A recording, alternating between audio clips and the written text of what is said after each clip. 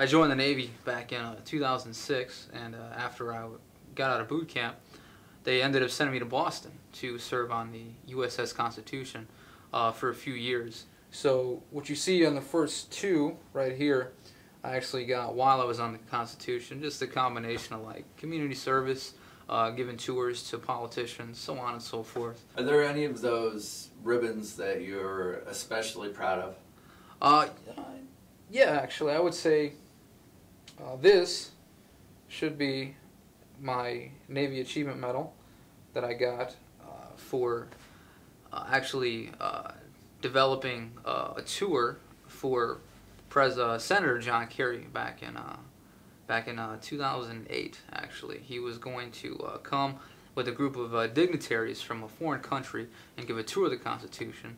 And me and I would say another officer in charge, some lieutenant, we devised from start to finish an actual detailed plan of where he would go, what he would look at, what information he would be presented, and what we would show the foreigners. This guy right here, the red and yellow one, I got for the global war on terror.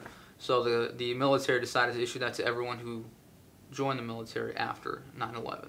So for me to knowingly join after the terrorist attacks, you know, it kind of told me that I knew that there was potential danger out there in the world, but I felt that I still needed to do my duty. You know, for me to join the Navy was more a life experience. You know, I wanted a chance to see the world, get some money for school, and learn some stuff that I would probably never be exposed to. Like, I was in Milwaukee, Wisconsin.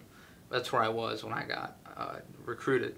So like in Milwaukee, the likelihood of you transiting the Atlantic and Pacific Oceans and meeting the Japanese and South Koreans and Malaysians and Thai from Thailand, it's very unlikely, you know. So if you had the chance to do that all over again, do you think you'd do anything differently? The only thing I can think of is I probably would have either joined the Marine Corps, or I probably would have applied to do special warfare in the military. I'm a pretty physically active guy. I do a lot of running, a lot of swimming, and those type of branches, they like that stuff. They like guys who are fit, who are young, energetic, can tolerate a lot. And you know, I say it now. Who knows if my tune would change if I was actually getting shot at, you know, on a daily basis. But if I could do it all over again, I would have definitely joined or picked a job in the military that was more based on tactics instead of strategy and operations. Is there ever a time while you were in the Navy that you felt like your life was in danger, or somebody close to you? Oh yeah, I think I guess the time I was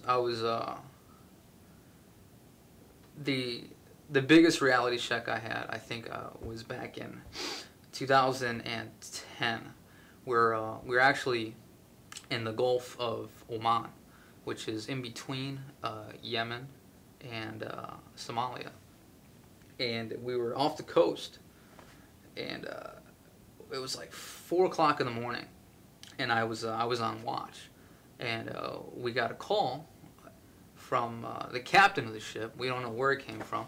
The captain of the ship calls the guy who runs the Combat Information Center, and long story short, within a half hour, we fired about 4 missiles